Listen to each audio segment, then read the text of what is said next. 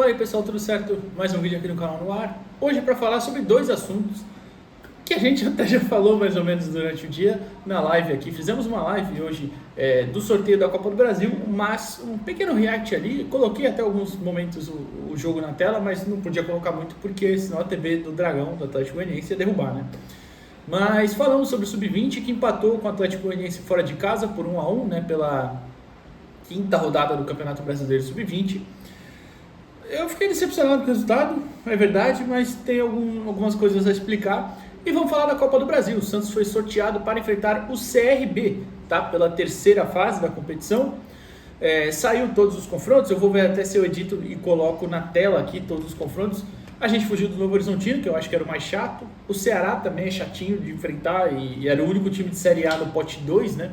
O Santos estava no pote 1, enfrentava os adversários do pote 2, claro. E vai pegar o Palmeiras até, enfim. Vamos falar sobre isso. Antes, se você puder deixar aquele like no vídeo, se inscreve no canal, é muito importante e ajuda bastante a gente. Eu vou até abrir aqui para ver se eu acho a data certinha, que eu até falei na live, tinha uma matéria da CNN falando sobre esses como é que eu posso dizer, as datas bases, né? E tinha uma do GE também, que eu vou abrir aqui também, para falar sobre os valores das premiações. Pronto, tá aqui, tá aberto aqui, eu já falo já. Mas antes, os confrontos da terceira fase, que devem acontecer, vai acontecer, já está definido, eu já abri aqui, dia 30 de abril a ida e 21 de maio a volta.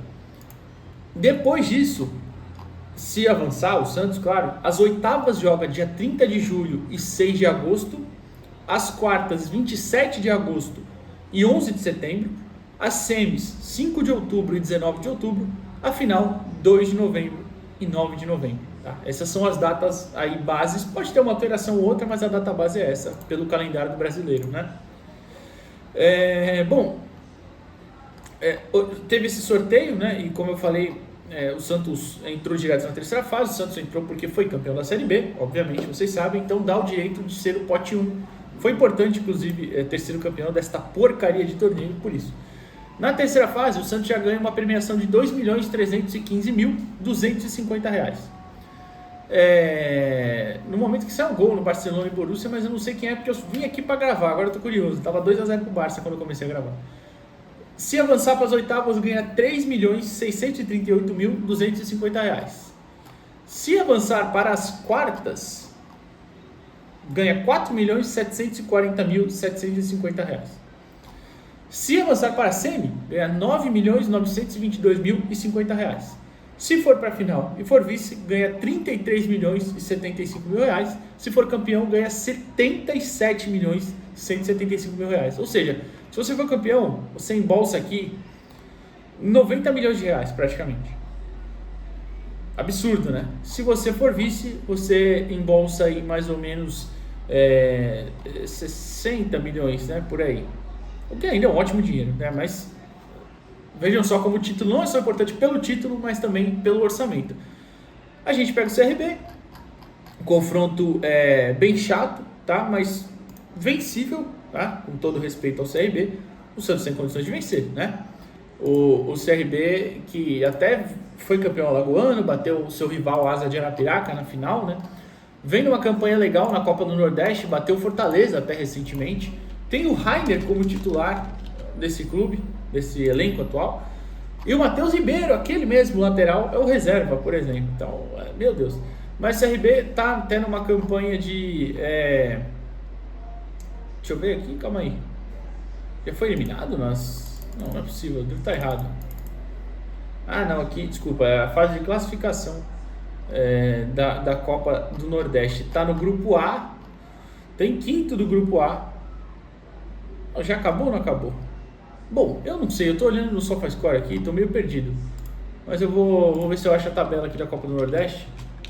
Mas recentemente, como eu falei, eles venceram até o Fortaleza na competição e tal.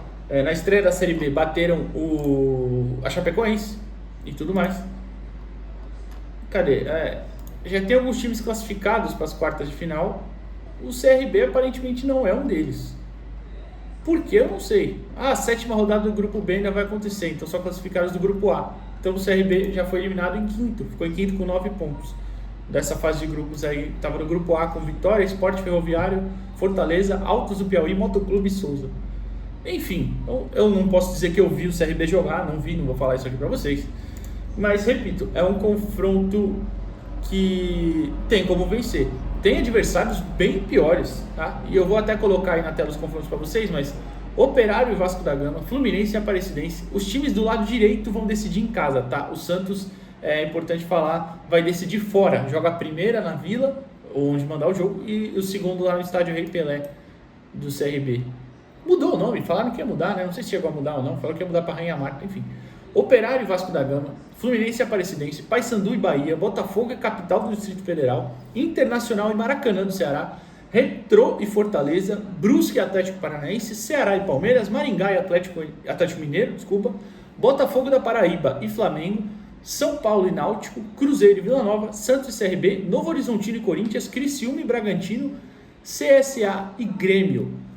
Em caso de empate na soma dos dois resultados, decisão dos pênaltis, gol fora de casa não é critério de desempate mais, né? Vale lembrar, a gente não participou no passado, então talvez a gente esqueça.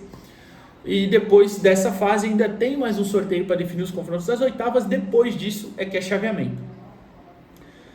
Ou seja, tudo bem definido aí, vamos voltar e temos condições de avançar na Copa do Brasil. Depois a gente vai pensando, porque aí depende muito do confronto e tudo mais. Mas tem como avançar do CRB, né? Respeitando, claro, o CRB sempre. Sub-20 empatou hoje, infelizmente empatou fora de casa contra o Atlético Goianiense, que é o último colocado da competição. Poderia ter vencido, tá? A gente poderia ter vencido. Com esse empate a gente fica em quarto, com 9 pontos, 2 vitórias e 3 empates. E o que é complicado é que nos 2 empates a gente jogou melhor. Teve mais chance de gol em 2 dos 3 empates. Contra o Palmeiras eu achei que foi bem parelho, né? Mas nos outros a gente tinha condições de vencer.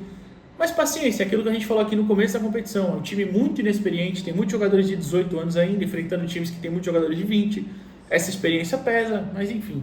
O gol do Santos foi marcado pelo Luca, de pênalti, né? O Luca Meirelles, um pênalti sofrido pelo Rodrigo César. Então, tivemos oportunidades, tá, para matar o jogo. O Vinícius Lira deu uma pancada que o goleiro do Atlético fez uma defesaça, teve uma outra chance que o PP Firmino demorou, tentou cavar, o zagueiro brecou ele, aí acabou não saindo gol. Teve uma outra chance de quem? Uma bela jogada do Padula que ele cruzou, passando em frente ao gol, o zagueiro tirou. Teve um gol do lado do Enzo Boer, num belo cruzamento do Gabriel Simples, deram impedimento. Para mim, a impressão é que não estava impedido, mas não tem VAR, então não tem o que fazer, né? E óbvio que a Dragão TV também não mostrou replay, então não tem como ver muita coisa ali. Mas a impressão que deu, para mim pelo menos, foi que não estava impedido.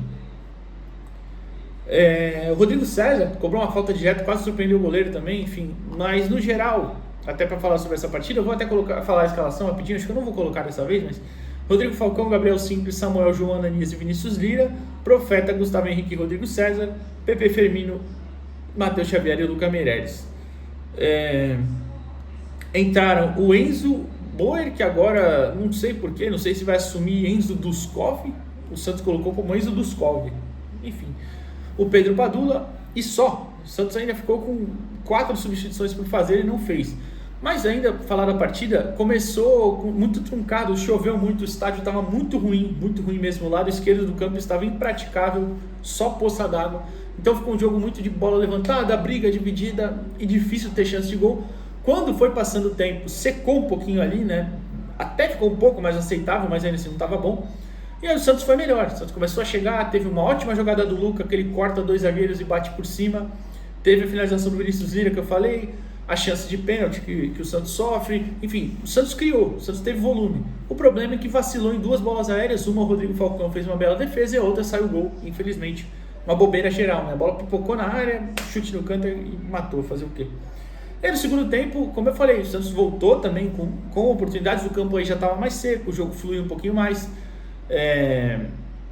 Eu tô achando aqui que porque na transmissão falou e realmente parecia o Villarreal. Não sei se o Villarreal entrou e o Santos não colocou aqui na matéria, no texto, né? Aqui, eu vou até olhar no ótimo perfil que eu sempre falo aqui, ao base do Santos, né? Porque ele deve ter colocado lá os jogadores que entraram. E eu acho que o Villarreal entrou também. Cadê? Entrou. Eu não entendi muito bem. O Santos aqui vacilou nessa. E o Adrian também. O Adrian deu 2 bons lançamentos. Entrou também em campo, assim como o Villarreal, como eu falei. Mas enfim, então o Santos teve oportunidades. Faltou caprichar um pouquinho mais.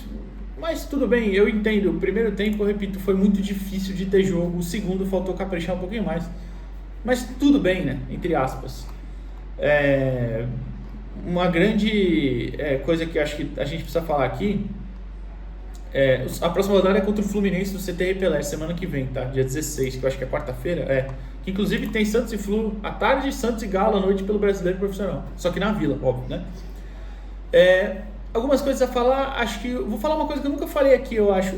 O Luca é extremamente talentoso, é um jogador muito acima dos demais, mas às vezes ele precisa resolver rápido o jogo. Tipo, ele quer fazer um gol muito bonito, e normalmente ele faz. Mas hoje, por exemplo, esse lance que ele corta os dois, ele ajeita muito o corpo, tenta mandar no ângulo e manda por cima. Poderia ter definido um pouquinho mais rápido. É um jogador que naturalmente tem que ser orientado para isso, mas é impressionante o quanto ele é acima dos demais. O Matheus Xavier acho que foi um jogo um pouquinho melhor do que vinha fazendo. Nos últimos jogos não foi tão bem. O Lira, como sempre, pelo lado esquerdo, muito forte fisicamente, um jogador de extrema capacidade física. Ainda sem o João Ananias, vale lembrar, né? Que ainda está com aquela pancada lá no tornozelo, que ele sofreu aquela torção, na verdade, né? Então não ficou à disposição. E também alguns jogadores hoje ficaram na Copa Ibrachina, né? O Santos passou do Ibrachina na semifinal, que é sub-20, mas é um sub-20 bem... jogadores que não são muito utilizados e tudo mais, né? Então, algumas peças que às vezes eram utilizadas ano passado, e esse ano não foram tanto, como por exemplo o João Alves, o próprio Guilherme Bahia, que fez 2 gols lá, o Santos venceu por 3-1 e vai enfrentar os Esporte Clube São Bernardo, não São Bernardo Futebol Clube, na final, que foi o que bateu a gente na primeira fase dessa Copa também. O Kenai mesmo, jogou como capitão, o Kenai era muito utilizado ano passado. Enfim, jogaram lá, então mesclou ali um pouquinho essa geração, né? Esse time, esse elenco, melhor dizendo. Mas enfim, acho que a gente poderia ter vencido. Faltou caprichar um pouquinho mais, paciência. É isso. Copa do Brasil, Sub-20. E se você puder, deixa o like no vídeo, se inscreve no canal. Amanhã a gente está de volta por aqui. Valeu!